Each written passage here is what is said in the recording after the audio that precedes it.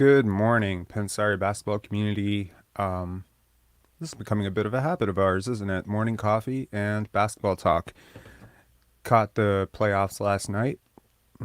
Very interesting game. Sacramento, congratulations. And Philadelphia getting over on Brooklyn. And, those two games really do put into perspective the conversation I want to have today, which is specifically what do you do with Pascal Siakam, right?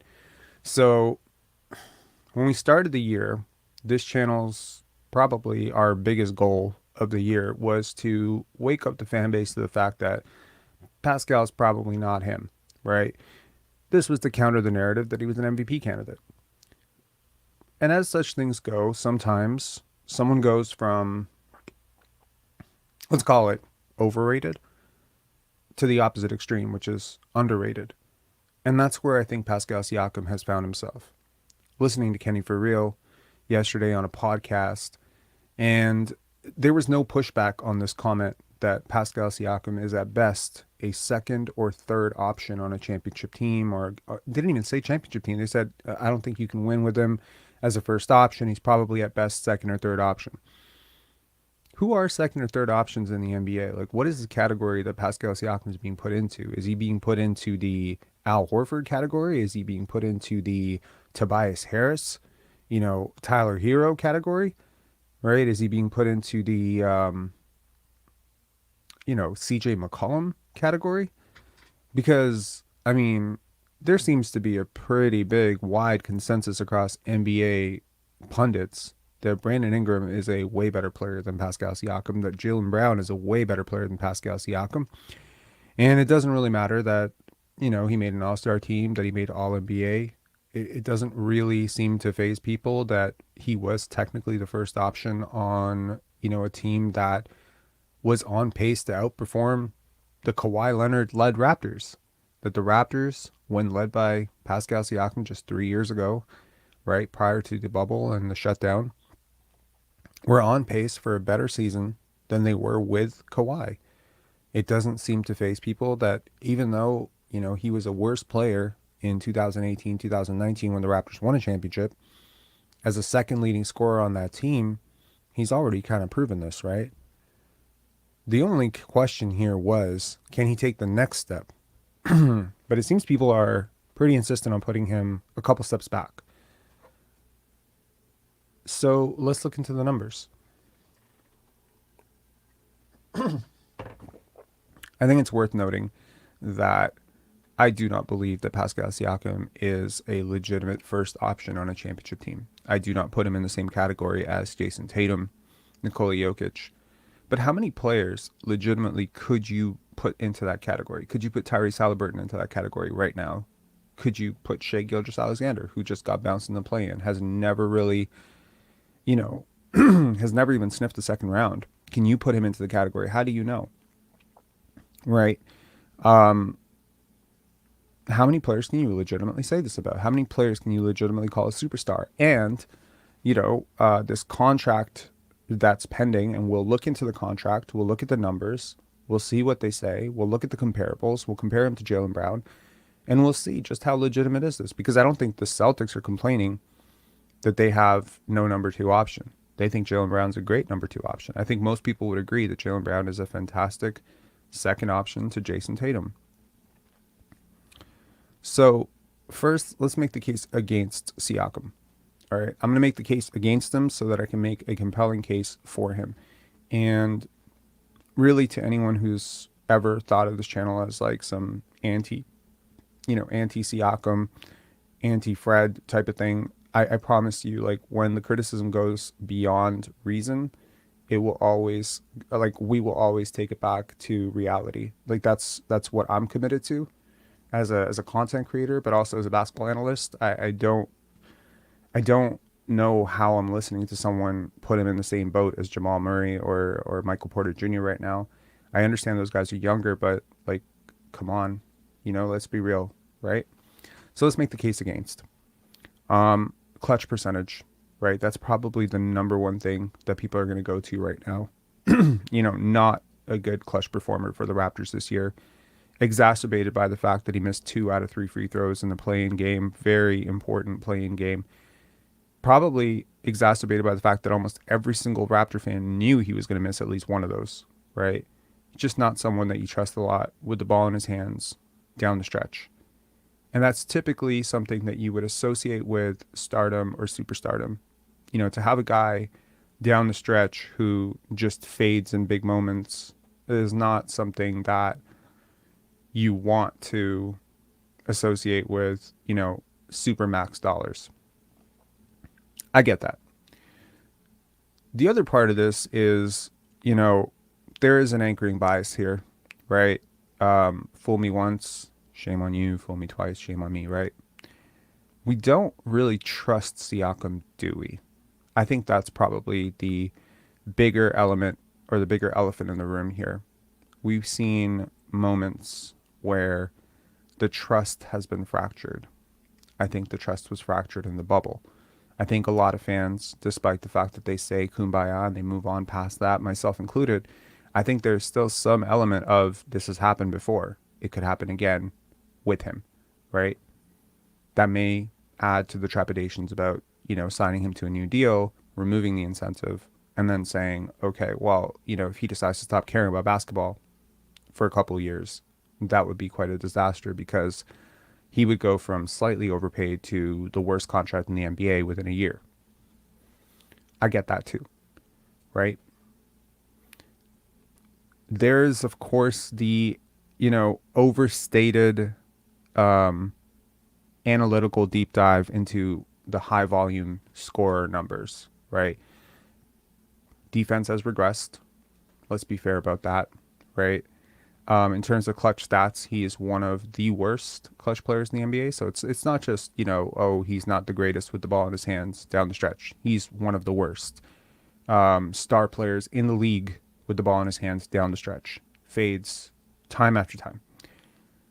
Are we going to be critical of the fact that the ball is effectively put into his hands in a very, very bad offense in terms of spacing, with not a lot of help around him, right? When you say like spacing, like you look at a guy like Jason Tatum, how much space he has to operate with shooters all around him. Does Siakam often have clean looks at the basket, and how much of that onus of the lack of clean looks should go on his inability to generate space? And how much of that onus should go on Nick Nurse for putting a player in a position to take shots that frankly he cannot effectively generate space on? Would it make more sense? Like if I put the ball in Kyle Korver's hands and say, here, you know, dribble ISO like Kevin Durant and get me a shot, and Kyle Korver shoots, you know, 8% on those situations, is it my fault for assuming that in this high leverage moment with the defense geared up that Kyle Korver can become Kevin Durant? Or is it Kyle Korver's fault that he's not Kevin Durant? Worth noting. So I think that's pretty much where the criticism is, right? The defense has fallen off a little bit. The offense is a little bit overstated. The Raptors lost. He was terrible in the clutch. Okay. Now let's build this back up. Okay. How bad is it? Because I was listening to Bill Simmons' podcast on the worst contracts in the NBA, and unsurprisingly, Ben Simmons was number one. Kind of surprising, though, I believe Bradley Beal was a top 3 negative asset. I believe he was second. And Bradley Beal is often a player that Pascal Siakam is compared to. But they didn't ever think about putting Jaylen Brown in the, you know, worst contracts heap. They didn't think about putting Julius Randle in the top in the worst contracts heap. And I don't think either one of these guys are perfect players or, you know, that significantly materially different than Pascal Siakam. So over the next, I want to say 10 minutes, what I want to do is I want to look at the numbers. I want to say what they're pointing to. I want to look at the contracts. I want to look at the comparables for him, between him and Jaylen Brown. And then I'm going to make a case for how far off he is from what he's actually, from what he's going to be commanding, the likelihood of him actually living up to that contract going into age 30, and one small change that he could make, in my opinion, that would drastically improve his odds of being worth that contract. Okay, so let us start. Analytics nerds swear by estimated plus minus, right? It's a great way to measure how much a player is impacting, and plus minus stats, whether it be real plus minus, box plus minus, estimated plus minus, have often been used to separate the volume and from the noise. Like so basically to look at this, you have a guy who averages 28 points per game, makes no real material impact on his team. His team loses a lot. Team might even be better with him off the floor. Maybe his defense is terrible, and he has a box plus minus or an estimated plus minus of 1. And you say, well, that's not traditional for a player that has that kind of usage and maybe even that reputation around the league. And I think that as analytics, take over the NBA more and more, we are seeing more of a focus into, the question of how much are you actually impacting the box score when you're on the court? Like, is my team, winning more with you on the court than off the court? Because it is pretty alarming when your best player being on the court hurts your team, right? That's absurd.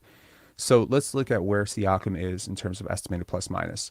And you'll notice some names above him are guys that people often consider overpaid, right? Zach LaVine, Mike Conley.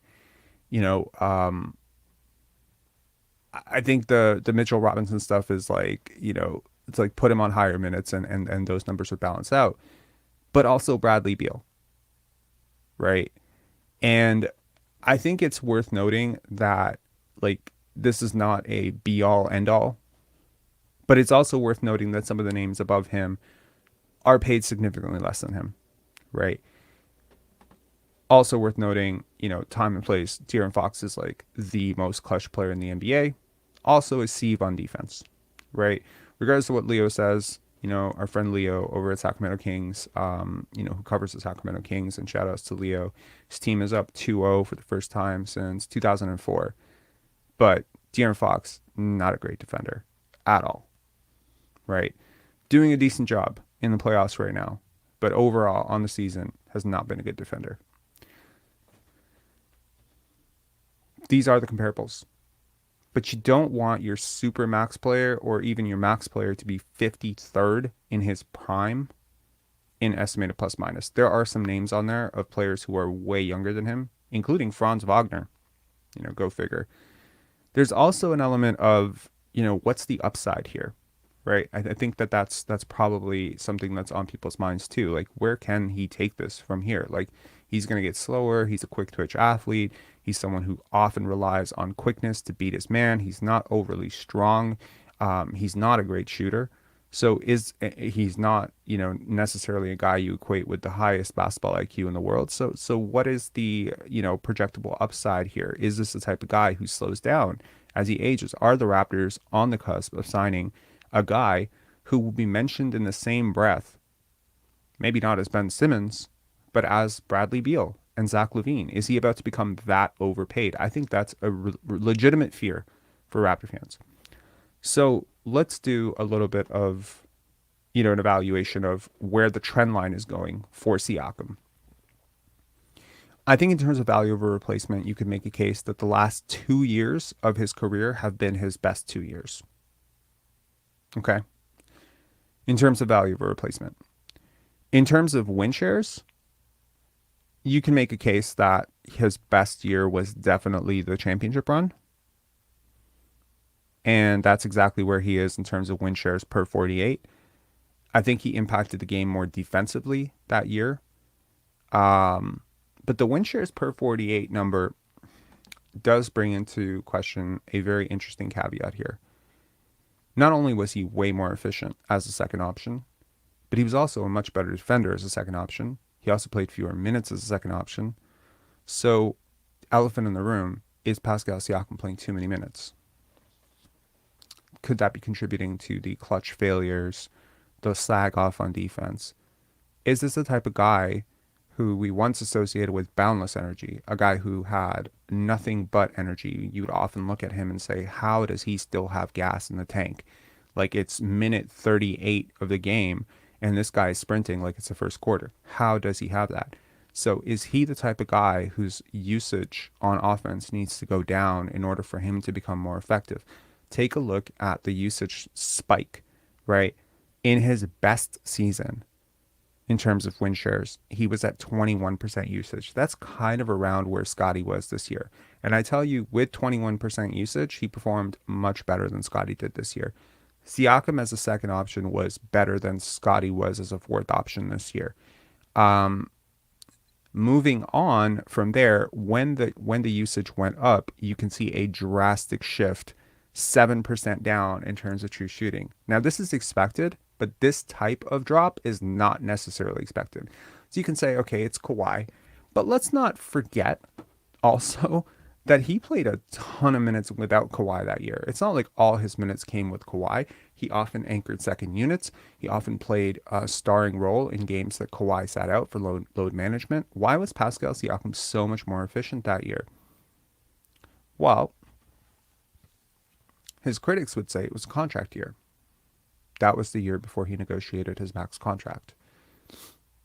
Some sympathizers would say that was just a year where he had excellent spacing. There was Norman Powell, Kyle Lowry, Marc Gasol, Serge Ibaka, OG Anunoby, Kawhi Leonard, Danny Green. Notice a common trend. They can all shoot. Put shooters around him and he becomes better, right? I mean, it just makes sense, right? So how do we go from Pascal Siakam MVP candidate, which was massively overstated, to Pascal Siakam might be a second or third option? How do we drop off this much, right? A constant debate on this channel, sometimes among the chat, has been Siakam versus Jaylen Brown. I've often taken the side of Jaylen Brown, based purely on aesthetic, preference, and talent. I think Jaylen Brown is more talented, sometimes. But the numbers do point us in a different direction. So shout out to James. He's definitely wanted us to do this for a long time. So we're gonna do it. We're gonna dive into Siakam versus Jaylen Brown. Now, take a look at these numbers from the past year. Now, whether you're a Siakam supporter or a Siakam detractor, you cannot argue that Pascal Siakam had a worse year per the analytics than Jaylen Brown. You just can't. Can you? I mean, realistically, can you? You could say per 36, per 100, Jaylen Brown scores more than Pascal Siakam. He's also got a much higher usage. Worth noting that Jaylen Brown as a second option has a 4% higher usage than Pascal Siakam as a first option. Slightly better in terms of true shooting percentage. Way better in terms of three-point attempt rate. Siakam gets to the line more. Siakam's a better rebounder. He's a more prolific passer. He's also a better passer. I'm not even gonna cap there. He's a better passer. In terms of defense, he has a better defensive box plus minus, and I think when we look at his defensive analytics, not that I put too much weight into defensive analytics, he's been better. He turns the ball over less. He assists more and turns the ball over less. So he's less turnover prone. He's 1% worse from three.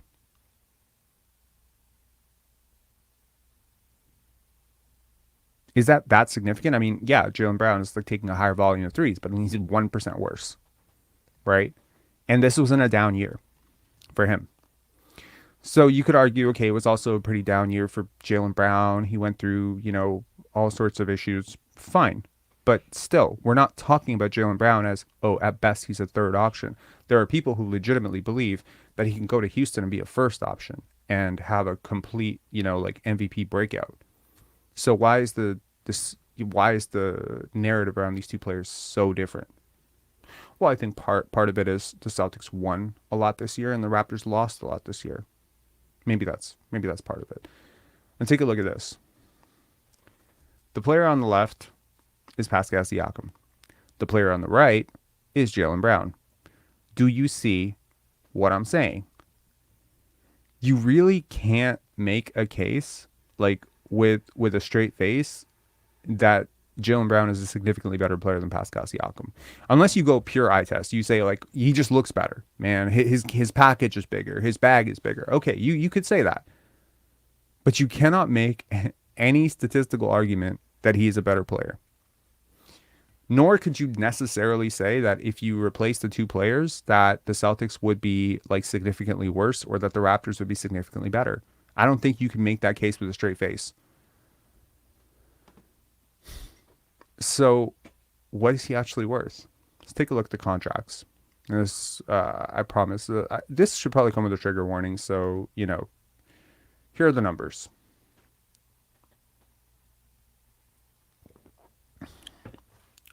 You probably want to wipe that first out of the way, right? So, in terms of like what he would actually be, looking at, that first one is if he makes All NBA. And I don't think that he's going to make All NBA. But let's just say that in that first contract, like I would argue there's no way in hell he will ever be worth that. Even if you backloaded it, even if you reversed it somehow, I don't think he'll ever be worth $66 million. I don't care where the cap goes. He's not that type of player. There are very few players in this league. I think there's 6 players in the league who will ever be worth like that kind of money. Maybe 7. He's not one of them. Okay. But if you take the veteran extension at 192, could you make a case that he's worth that? Or at least come close to being worth that? This would take him through year, you know, his 30s. Like basically he would be expiring at 34, I believe, on that second. Now, if he hits unrestricted free agency, now you hit, if it's not an extension on his contract, now you have to add that, you have to add like the higher raises. It's 8% raises. And if he decides to sign with somebody else, like if he, lets the whole thing expire, and, that's what he would be eligible for. So in terms of like how much is he actually worth relative to the next cap, relative to, his value on the Raptors in terms of how they like to play, I think, this can go one of two ways. He can either become slightly underpaid, slightly overpaid, or he can be massively overpaid. I don't think there's necessarily a path forward where he's going to be like in terms of wins added. I don't see a pathway forward where he's going to add enough wins to necessarily, warrant 46 million dollars. Like in order to justify that contract valuation, you need to be adding like the type of wins he was adding in that third year with Kawhi. And I don't think he's going to get back to 9 wins, 10 wins added. So how can we like there's two ways to go. The way where he becomes completely overpaid is if he continues to double down on what he did this past year, which is more isolation scoring, more mid-post scoring, more mid-range, more diving to the basket, not shooting as many threes. Okay? A way that I think that he could immediately become almost fairly paid on his next contract is to become a stretch big. A guy who takes at least twice as many threes as he currently does. Get up to Jaylen Brown level and cut your minutes down a little bit. I think it'll actually help his game a lot. Now, a lot of people are very adamant that Pascal needs to get to the line and he needs to just, continue to attack the basket. And, there's a fair case to be made that when we started the season, he was going to the line so hard. And at his absolute worst this year, he was a jump shooter. Nobody's saying settle for jump shots. We're not saying that. We're saying take the jump shots that are available to you when they're available to you. No one is saying if you have a big on you, don't take them to the basket and attack. He should continue to attack. But literally everything in his arsenal should be threes and layups. The mid-range stuff, in my opinion, is what is tanking these percentages. This insistence on trying to be the next DeMar, the next Kobe, this stuff. I would like, if his game can develop that way, Scotty to take more of that, mid post area, like that area of the court, which is typically occupied by your star players like Kawhi, like Jokic. I think that if we have a new coach, I think their first order of business will be to convert Pascal Siakam into more of a Karl Anthony Towns, Miles Turner type of player. Making this conversion, he would immediately become more efficient. There's nothing typically wrong with his jump shot at all. Get to the line, take threes, play better defense, cut his minutes down from 37 a game, and he led the league in minutes per game. Cut that down to about 32. If you can get buy-in from him on that, I think he could still be a third-team All-NBA type of guy in that type of role. But I also think he could probably be healthier. I also think he could be better defensively. Yeah. So that's where I stand on Pascal Siakam. I know that this channel has, garnered a bit of a reputation as being very anti-Pascal. But when I listen to people say that, he's at best a second or third option, it starts to veer into, like we can't be talking about him like we're talking about Jeremy Grant. He is a significantly better player than Jeremy Grant. And, I think he's definitely a second option. If he can make that one adjustment, I think he could be a second option on a team where the first option isn't necessarily that great a scorer. And obviously, if Scotty takes that next step up next season, where he can be a de facto go-to scorer down the stretch, because he's already proven time and time again this year that he does have that clutch gene, if you will, or that ability to sort of dial it up towards the end of the game. In those moments, it would really help if you didn't have two guys trying to occupy the same role on offense and the same places on offense, where Pascal becomes more of a spacer like an Andrew Wiggins, in the Golden State offense, or a Klay Thompson. Like, I mean, if he, I'm not saying like he can become Klay Thompson, but I'm saying like somebody who moves in spaces as opposed to someone who's trying to dominate possessions and create, right? If you take the creation load off of him towards the end of the game, then I think he sort of falls back into the same role that he played with Kawhi, right? You never saw like Pascal Siakam dribbling the ball down the clock, right? For those teams. That's just not how Nick Nurse coached him back then. But for whatever reason, they've been trying to develop the skill set with him, and I think that it has sort of backfired. I don't necessarily think he can create enough space or has enough creativity off the bounce, nor do I think that he's enough of a like physical specimen to just overpower guys, right?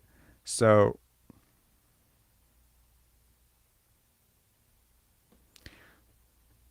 yeah, like I'm not really sure. Um Not work on his mid jump shot. How will he get better? Um you're assuming too much there. You're assuming that he needs to be better in the mid range. Like, I mean, he is what he is. He's not a mid range assassin. He's not Devin Booker. He's not DeMar DeRozan. He's not Kevin Durant. And yet he occupies that space on the court, and it's not necessarily to the benefit of his team. He's not the team's most gifted playmaker. He's not the team's most gifted like mid-range scorer. But if he can get downhill, it just provides more space for him to attack. And again, like as he transitions to becoming older, I think you're going to have to see him become like more of a small ball 5-4 as opposed to a 4-3. Because again, like you have to factor in when he becomes 30 plus, like he doesn't have the clearest pipeline to becoming like a great player post 30. Once the quickness starts to fade, you'll notice he's going to have to become a much better outside shooter. Look, Serge Ibaka did it, right? Marc Gasol did it. Pau Gasol did it. Chris Bosh did it. Every one of these guys had to transition outside, and it just helps the team, right? When Chris Bosh was operating in the mid post here, he won 3 playoff games. When he started going out and shooting threes, he won 2 championships. You can say it's because of LeBron, fine. But I also think that LeBron won those championships because Chris Bosh too, right? So I just think that, if you're not a superstar, you can't be occupying that space.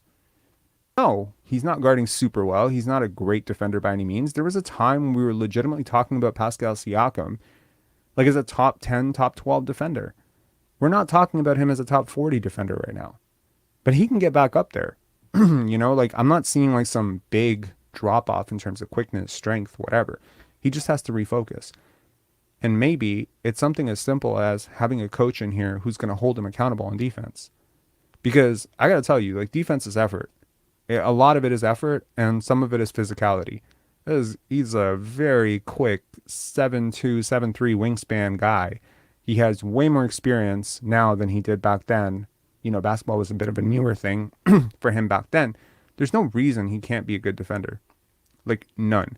There are certain guys in the league where you're like, yeah, he's too slow footed, he's too big, he's too small, he's too this, he's too that, he's too, his arms are too short. Siakam, there's really no gaps in terms of why he can't play great defense. That's kind of the most frustrating part about him is I know he can be a great defender. Why is he not a great defender? Right? Is it the scheme? Is it the coach? I personally, look, me, I'm on the record here. I want a new coach. I want a new coach who'll hold him accountable. Hopefully that coach can get through to him on defense and offense. If he can become a 3 and D forward with the playmaking capabilities that he has, he'll become probably one of the top 3 second options in the NBA. Now, at that point, is that worth a max contract? Close. It's close. It's close to worth a max contract. And you just don't, you don't toss away an asset like this. I understand his market's a little bit down. If I had to do a trade value index for the Raptors, I would say he's probably the Raptors' third best asset after Scotty and OG. That's sad. When you think about it, like from the perspective of is he worth a max contract and he's your third best asset, like what does that mean, right? That means if he, OG, and Scotty all hit the market like right now, I think he would probably get like, I think he and OG would be kind of competitive in terms of the offer they would get. Okay, we got Coach Mo, and this will be our only call for the day, and hopefully we can wrap this up in under an hour. Coach Mo, what's up? I agree with a lot of things you were saying, and how he's being used is why he's the third most valuable asset on the team. Um, Mm. I think his I role, think also the age, to be yeah, honest. the age, If OG was 28 or 29 and Siakam was 26, but I don't it would think be the age, completely flipped, right? yeah, but I don't think I personally don't think the age is the number one reason because 29 isn't like 35, right? Yeah, 35 is not 48. I get what you're saying, I but know like it's in not. It's terms not a in bad number. It's not a bad number at all. yeah, but AD is subconscious. what 30, and if he was on the market, there'd be a bidding war. Okay, this is interesting. So subconsciously we have numbers in our minds and they have meanings. So how old are you? You're 30. You're my age, right? 30. 33, 33. You're 33. Are you married? No, Do you have a girlfriend? did not now. Did. Okay. So let me paint two numbers for you, okay? I'm gonna set you up with a girl. You want kids, right? Yeah. Okay, perfect. I'm gonna set you up with a girl who's 28, and then there's another girl who's 37. If having kids is your modus operandi in life, which of these two options, without looking at any, do you see what I mean? Yeah, yeah. That's the point, right? We have a mental, idea of 35 as like a cutoff for women. It's not even true, but I'm But but I'm saying like that's an age. but what's the And bigger issue? It's not the age, it's the portability or the idea that one's portable and one is not. And I think Siakam can be portable if if given you the put right role. Siakam in OG's role, if you said, okay, just go hustle, defend, and dude, he's so much more talented than OG. Yes, he'd destroy closeouts way better. He just find easier baskets. Yes, So he wouldn't be exactly, that's that's stumbling that's all my over the point. place. So Yeah, he's a way more talented player who's like 4 years older, and he's worse at defense. But is he worse at defense because he has such a huge load on offense? no, because Because because like OG Anunoby right now is a top five, top six defender in the NBA. sure. Siakam at his peak defensively was a top 10 defender. These are not like so worlds apart type Yes, of defenders. and They're it's more close. focus. It's more focus and accountability and minutes played. I think that's what's wearing on. I think the coaching. The problem is the mindset Siakam went into this season was, OG's job is defense. My job is offense. That's what it comes across as, right? Right. Defense isn't my job. He has never been given a hard matchup. He wasn't asked to guard bigs. OG and Barnes were. Right. Barnes, who I don't think is naturally as good of a defender, as Siakam at their best, but for some reason Barnes was given a bigger role. It just I think what you said was spot on. He needs to Invert take him. at least 8 threes a game. He needs to take at least 8 threes a game. His minutes need to come down to 33, 34. Hmm. He needs to be told your number one job is defense, like everyone else. Um, Yeah. Transition, attack the rim. And what he can do that OG can't, he needs to viciously attack mismatches. That's your job. Attack mismatches, shoot threes, attack the basket, run in transition, defend. And Right. he can still get to 23, 24 points per game. It'll just be a lot more efficient.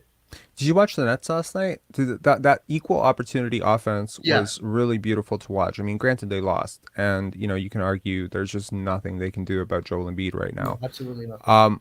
But it was interesting to watch Mikal Bridges and Spencer Dinwiddie and Cam Cam Johnson, Johnson. like just sort of like this egalitarian offense.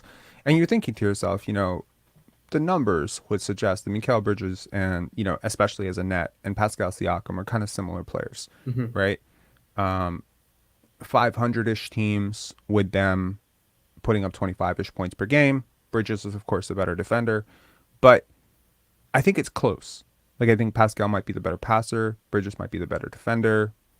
Bridges might have the better handle. I'm not really Better sure. mid Like, range. He's better mid range. better mid-range shooter, better scorer, better shooter from the outside. Okay, lot of advantages for both though. Pascal's Yes. probably better getting to the line, Hmm. right? So it's like if Mikal Bridges can do that, if he can kind of be like a soft first option, right? Where like okay, like if it's A going, it's light going. pecking If it's order. A not, light pecking order. A light pecking order.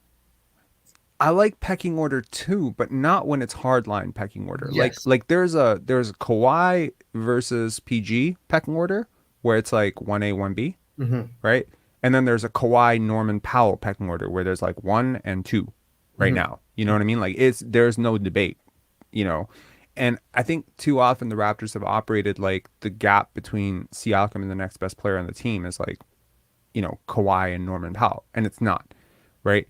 There should be no reason that if OG has a favorable matchup down in the fourth, that he can't take the shot, or Scotty can't take the shot, or even Yeah. Fred can't take the shot, or Gary can't take the shot. I think there should be more of an egalitarian focus because I think that really what it comes down to is Siakam is not where the Raptors think he is or what he is, Or but thought he's he'd be. also not what some fans now are saying he is. It's somewhere in the middle, and Yeah. that's a bit of a cop out, but it's somewhere in the middle.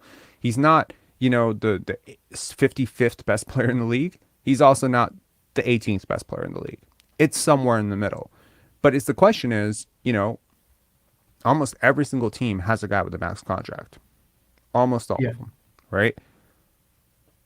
Is he better than the 30th best player in the league? I think he is. I do too. Yeah. But in this role, it's hard to watching him struggle to at times play the role he's been given or the role he thinks he has. Right. Like a guy like Laurie Markkinen, I think Pascal is a better basketball player than Laurie Markkinen. But the role Markkinen has and what he does, he was better this year. He was. And It that's would not shock me at all if he makes All NBA over him. yes. And if you see his percentages and the shots he takes, like if you told him go one on one and become a mid range assassin, he'd struggle. He would. He would. He It would would not be to his struggle strengths. mightily. And I agree 100%. Pascal has to leave the mid range area almost entirely. Now Yeah. again, mismatch. If you have a guard on you, whatever, yeah, do work. But that's not his that's not his office. He's not Kawhi Leonard. He's not Kevin Durant. And Right. I think the way this team needs to play is Scotty Barnes is the number one playmaker, but we don't on a nightly basis we don't know who's taking how many shots. Right. Right? So We it don't could know. be a We 10 do shot know attempts. Barnes is the number one playmaker. That's what we do know. But shot attempts, we don't know. Agreed. And like if you put movement around Scotty and if Pascal can be part of that movement, like what I saw really encouraging signs of after the Jakob trade was Siakam moving without the ball again. That was beautiful to watch. There were times where he would, play off of Jakob. And I don't know if he's just comfortable or he trusts Jakob more than he trusts the rest of his teammates, but it was really beautiful to watch him get easy buckets. It was immensely incredible because too often, even when things were going well for him in the beginning of the year, everything was hard. And I'm Hmm. like, this is not sustainable. If No, it's not. everything is hard, it's not sustainable. You look at Anthony Davis, you look at LeBron James, even as stars, they still get easy offense. Kawhi Leonard still gets easy shots. Like he takes a lot of hard ones too, but he still gets easy ones because he's not stupid. He'll get corner threes, he'll take them and they'll be open. He'll get, transition buckets. Like Siakam, like I would say like it would be like a ratio between hard shots versus easy shots. Like for a superstar, probably your hard shots are going to be like 60 and your easy shots would be 40. But you Yeah. need to get the 40. Otherwise, if it's like 80-20, you're going to be inefficient. You're always going to be inefficient if And that it's many of your more shots wear are and hard tear. shots, right? And those minutes are heavier. They're harder minutes. Exactly. And then like exactly. And so like I think with Jakob I saw him get some easy buckets and then of course he could also make some hard shots too, like the off dribble counter, turnaround, fade away. That's a hard shot. And you might hit like 40% on those. But then you get like enough of those 65, 70%, dives to the basket, suddenly your percentages are looking beautiful at the end of the game. And you're like 53, 54% every single game. And I think that that's the big difference between who he was and who he is now is he used to move a lot more without the ball. Now he's taken on this de facto creator role. Hmm. And I don't think he's nearly gifted enough as a passer to create that type of offense for No. others. He often, like I study tape on him, like all the time. His passes are late. His passes are off target all the fucking time. He Hmm. misses passes all the time. He's good. He's not great. He's not a heliocentric hub. And this No. sort of soft helio ball that you play around Siakam, it's just never going to work because in order to be that gifted, I mean, and it would fail for like 99% of the league. If you tried to play this way through Laurie Markkinen, you would fail. If you tried to play this way through Jalen Brown, Andrew Wiggins, D'Angelo Russell, you would fail. You would fail all the time. Um, the only players who can really do this, like LeBron, Luca, Shea, Tyrese, guys like this, Hmm. because they're gifted.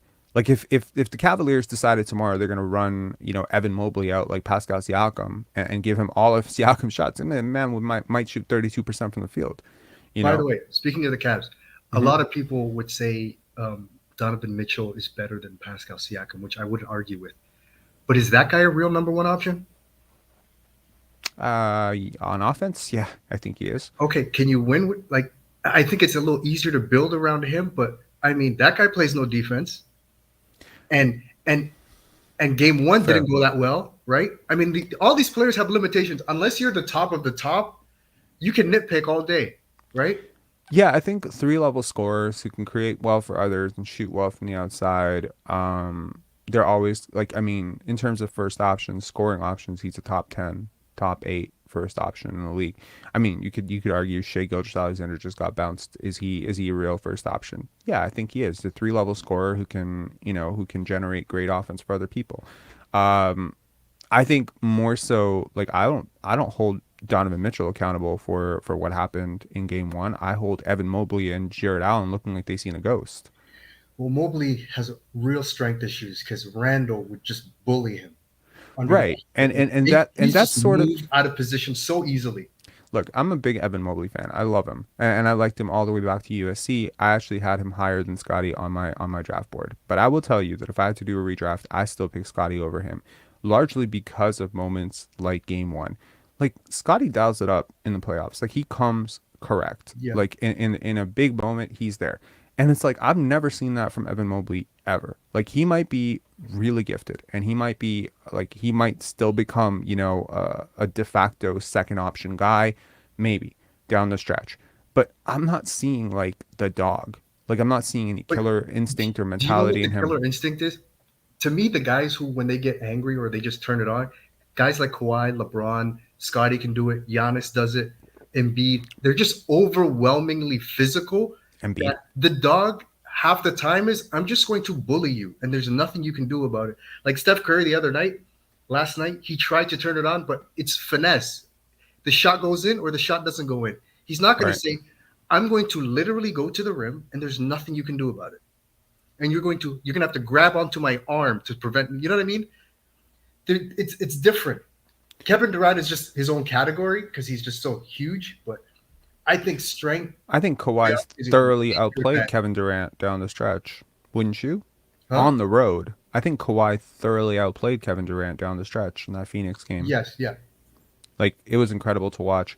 Honestly, like I'm not even surprised at this point with Kawhi in the playoffs is a legitimate thing. I think people have sort of forgotten who he is as a playoff performer, but he's incredible. You think they can beat the Suns? Because the Yeah. Suns players were playing pretty high minutes because they have absolutely no bench. Their team is a legit four players, and then I don't know absolutely who was asked about it, but I think it was Chris Paul. And the word he used to describe how the Suns were feeling going into game one was anxious. And I was like, he played eesh. 37 minutes. He played It's 37 minutes. Cameron Payne's not there. Who Nurse doesn't trust our bench. Monty Williams definitely doesn't trust the Suns bench. yeah. I'm gonna bring on D Smooth. D Smooth, man, what's up? Hey, yo, what's up, man? How you doing? I'm good. How are you? I'm good, bro. I'm good. I'm just listening to all this Siakam talk, and I'm thinking to myself, man, he could be so much better if you put him in a different role with his team. Like I see him, Facts. my, yeah, look, I'm saying I think the biggest thing he could do with his team is to be in a role where he's running almost like a small forward role rather than being the power forward center. So seeing him with like Scotty at point, you got Siakam running the pivot, and you got somebody down low like Pirtle. That's a good team to me. Where's OG in this? OG man, I don't know. That's the thing. Is like I feel the roles are kind of redundant to some degree. That's the thing. That's interesting. I never Yeah. really thought about that because typically, like you see OG, spacing the court. Um, I think Yep. like Siakam has proven year over year that he is a workhorse. His work ethic is relentless. I don't like if I'm the Raptors and I have my end of year meeting with him and he says, "What do you want me to work on this year?" Threes, That's it. Yep. corner threes, above the break threes. That's it. I want you literally taking those shots all season. I don't want to see anything else from you. Like literally, I'm at a point right now where if I see you take a mid range shot in your at Rico runs or whatever, I'm actually gonna run on the court and just fight you. Okay, because you need to like this just needs to be it. And it's not trying to limit the guy and put him in a box. He has that. He has the handle. He has the creativity and stuff. It's not on the level that it needs to be. So it's like, yeah, I agree with you that like he could definitely impact the game a lot more. I don't necessarily think it has to be as a three, because again, as he ages up, like it's going to be hard for him to stay with wings defensively. So I could see him like putting on a little bit of weight maybe and becoming a five or a four. I think that might be to the team's benefit. But see, I think with his length, he would still have the ability to be at least somewhat useful defensively as a three. But additionally, if he adds that 3 point shot, then that changes everything up. You know what I mean? Because then he has the ability to space out and have more room on the perimeter to actually make that drive instead of driving in like he does every single time into traffic. What do That's you the think, Coach thing. Mo? About Siakam as a three, I mean, if he switches, like if everyone plays the defense they should be playing, Mm-hmm. OG Barnes and uh, Scotty, that should be a switch on every screen. That's Yep. what we used to do. That's what made us a nightmare. It's like you switch. Oh, here we go. Boucher. Oh, here we go. Achua. Oh, it's like madness. You got to switch. I remember that Sixer series when Fred and Gary went out and they kept looking for switches and they kept looking for a mismatch. They couldn't find any. So on defense, the positions don't really matter as much except for Jakob. But on offense, I mean, if he's going to be parked out at the 3 point line, what does it matter what position he plays? Um, I think defensively, you are who you guard. The old Yeah, Larry Brown adage. I'm more worried about defense. On offense, I mean, everything's interchangeable, right? You run Scotty as a point, you run Scotty as a point center, you run Scotty as a small forward. It doesn't really matter. OG can be a five or a two, in a pinch. The only person who's kind of locked into a position is Fred. He's locked into 1-2. He can't and go Jakob. anywhere else. He And can't Jakob. score in the post. Not really a three-level scorer. Can't really score in the paint. So you know, he and Gary are kind of like if you take those guys out of the equation somehow, like, and I'm thinking about my take yesterday about like bringing everyone back and stuff, and everyone's movable, and I'm just thinking like Ben Simmons isn't movable right now, No. Zach LaVine isn't movable right now, Bradley Beal probably isn't movable right now. there are some guys who are not movable, and obviously, like Fred, if you sign him to 35 million or something like that, he would not be No, movable he would not be ever. movable ever. So that's where I'm saying like the term has to matter, like the years. And for me, like I'll give Pascal Siakam what he wants, but I won't give him 5 years. Neither would I. That's crazy money to tie up in someone who maybe I don't know, maybe I don't trust him. I mean, I'm just being honest. I don't trust him fully 5 years. I don't trust him to hold up. I Mhm. don't trust his body to age properly. I mean, I don't trust him. Generally, like I mean, But the it's role you're asking him to play would prolong his career. More threes. absolutely, Stop. absolutely Just him as Carl Anthony Towns, basically. Like I understand, Cat is like a way better shooter, but like mhm. I mean, if he could take that role, then like if Carl Anthony Towns just decided, nah, fuck this, I'm just gonna be in the paint all the time, like I'm gonna I be used to Hakeem be or Olajuwon. whatever, Yeah. it would be really hard for Anthony Edwards to become a superstar, right? Like it's just hard. It's hard. You're occupying the same places on the court. I always have to go weak side in order to attack. So if he can space out, again, it's why the Raptors look. It's like the Raptors had success with Gasol doing this, right? Now, if you're tied into Jakob, then Siakam has to adjust, in my opinion. But yeah, And it's also a way to rehab his value. So to you an can, extent, if it yes, because goes correctly, he's now a much more tradable asset. yeah, a stretch big who's a 37% free 3-point shooter would be a hell of an asset. A Yeah. guy who can switch, like considerably two through five, guard, guard up a position, guard down a position, and hits like, takes 8 threes a game and hits Mhm. 35 to 36% of them. That's a hell of an asset. And quite frankly, that's an asset where, very easily a team with a star, like a Tyrese Halliburton, like a Damian Lillard, like teams might be like, hey, is this a missing piece? Yeah. Yeah. Y'all Mhm. want y'all want Ben Mathurin and Miles Turner for him. Do you know what I mean? Like now I can Yes. think about parting out like that kind of asset for him. Because the first option part, like that's never gonna go away. He has that skill set to be a loosely functioning offensive engine Yeah. in a spurt. Like he Mhm. can do it for a couple games if someone's out. He can do it if someone gets into foul trouble or someone 6 gets minutes injured with or the number whatever. one on the bench. 6 minutes with the number one on the bench. Exactly. Run Yeah. a second unit, that type of thing against second units, right? Yeah. This is a hell of a skill set to have, but when you over leverage any skill set, you end up making it inefficient, right? Like Mhm. if you said to Steph Curry, like let's say you're the craziest coach in the world and you said, Steph, you can't take layups anymore. You have to take every single shot from the outside. Like I want 100% of your attempts to come from like 35 feet. Well, that's a skill set, and that's a strength of his. But now you've made it a weakness because you over leverage it, and Mhm. now he's going to shoot like 32% from the field. You know what I mean? And people are going to say he's washed. Yeah, so basically, you're saying like let's basically make Siakam into Porzingis right now. Yes, Yeah. that is exactly it. Porzingis has, of course, advantages in terms of I think he's a little bit more talented. I think he's a much better shot blocker and he's a better shooter. But if Siakam work ethic is as good as people swear it is, and I have no reason to believe it's not, given the Mhm. work that he's already done to improve himself. I think going further and further away from this DeMar prototype and more into the Carl Anthony Towns, Kristaps Porzingis prototype will actually help him a lot. Like it's weird to say, but I think Pascal Siakam's a better player than Julius Randle. But Julius Randle is more efficient because he just takes more threes. Like he has just a better shot diet in today's game. He And does, and he should Siakam's be a a better decent defender. amount better than that player. But this year you can argue he wasn't. And it's the way he's used. I can't argue he wasn't. He wasn't. He just wasn't. And that's the problem. That's Yeah. a major problem because he should be a better player. Well, I hope he figures it out next year. Personally, We need to hurry up and hire that coach so he can tell him to do what he needs to do. yeah. And like yesterday, I was listening to David Thorpe on the True Hoop podcast, and he was talking about potentially Earl Watson the Raptors head coach, potentially looking inward. I don't know why he is. I don't know why he incorrectly stated that Earl was the Raptors' top assistant. He's not. Adrian Griffin is. But somebody needs to. And I think the problem is that when you go to the players and you say, "Who do you want?" They're not going to pick the guy who's going to hold them most accountable. Well, Mhm. they most likely they're not. They're going to pick the guy that they like the most.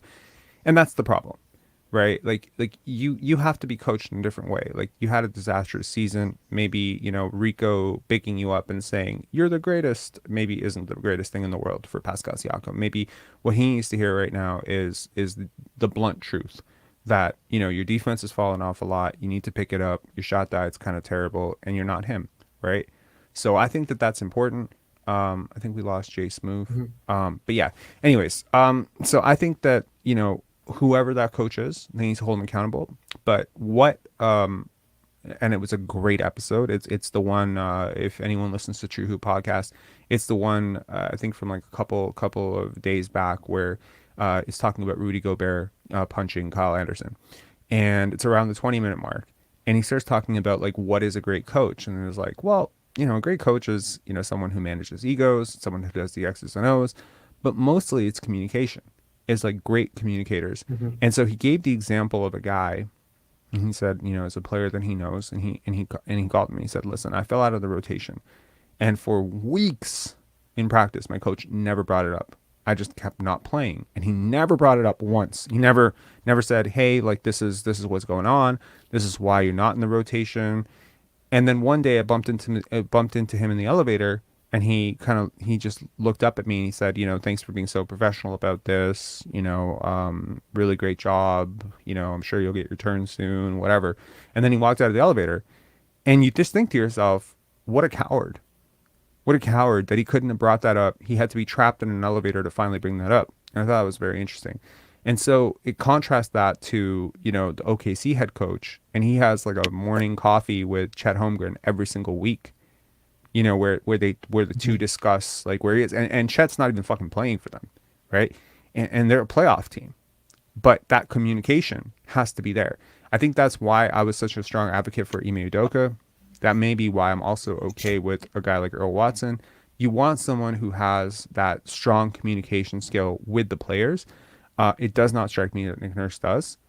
Um, like there might be like a my door is always open, but don't enter it type of Mhm. policy, you Mhm. know, where like you become somewhat prickly and unapproachable. And it seems to me, you know, one of the things that I would like to see change next year, if nothing else, is like I would like there to be a situation where Scotty sits next to the coach. You know, it's so weird. Like your angle at the end of the bench is so obstructed in terms of Yeah, yeah, like the yeah. game. The idea that, you know, some of your best players like OG, Scotty, you know, at times Chris Boucher, at Gary times Jakob, Precious. Gary, Precious, they all sitting at the end of the bench. And typically, if you played any sports, you know, at the end of the bench, that's where all the negative conversations happen, right? That's where everybody just, you know, I hate everybody, I hate the coach, whatever. So this entire bench structure needs to change. Like you need to have your five starters literally next to your top assistant. Your assistants can take your coach back. I need Scotty and OG and Pascal and, you know, if Fred is back, then Fred. I need them to sit together and talk it out. Do you And I need think? a coach who's going to hold them accountable to do that. I need a coach who's going to literally look at Scotty and say, hey, buddy, you are not a G League player. You're not sitting at the end of the bench. Come over here and sit next to me. Let's talk it out. Let's see the Yeah. game together. Let's discuss what you're going to do when you actually go into the game. This is important. This is a very important thing. Now, you know, again, like this entire narrative of, you know, Scotty not working hard enough, Scotty having like, you know, dips in and out and whatever. I don't buy it, but I do understand why it exists because, you know, like when I was at a game, you notice that all the guys came out to shoot around like during halftime, and Scotty's literally coming out like right at the end of the game, like look right before the buzzer sounds. He's right there. So you might feel some sort of way about it. Like how are you coming from the tunnel right to the court? Like you're not even in rhythm. You didn't take shots, whatever. You know, you didn't stretch. You didn't do whatever. So it's maybe it's an isolated incident, but I think it's like you need to create an environment where not only is Siakam held accountable, but also Scotty's held accountable. Fred's held accountable. And they're all held accountable because one of the things that Coach Thorpe said was everybody can coach the role players. Very few coaches are willing to coach their stars. But you need a coach where you feel like you have a say, like you're heard. It's not like Nurse comes off as like Dictatorial. what you said. It's an open door policy, but really not. So it's like, what's the point of talking to you? It's pointless. Like, you know what I Right. mean?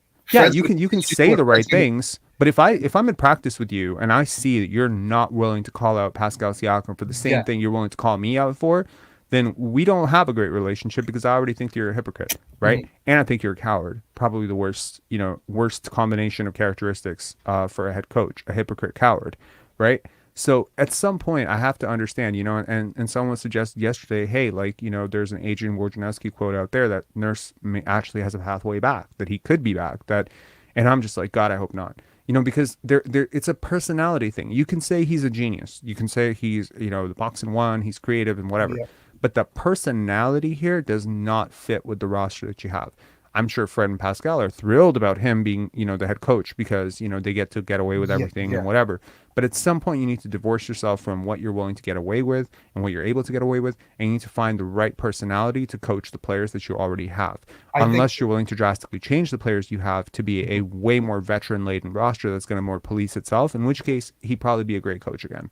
But it's not just the personality. I think it's the personality and the relationships he's built. It's just those two combinations are what was the recipe for this season, right? Yeah.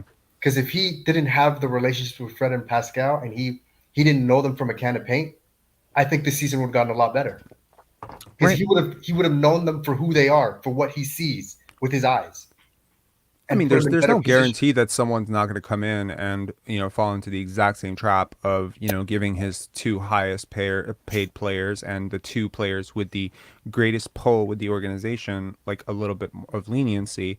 I do, however, hope that whoever comes in, like if I'm interviewing, like Masai, if he's doing some interviews next week, if Nurse gets fired, the first question I'm asking is, what would you do differently with Fred and Pascal?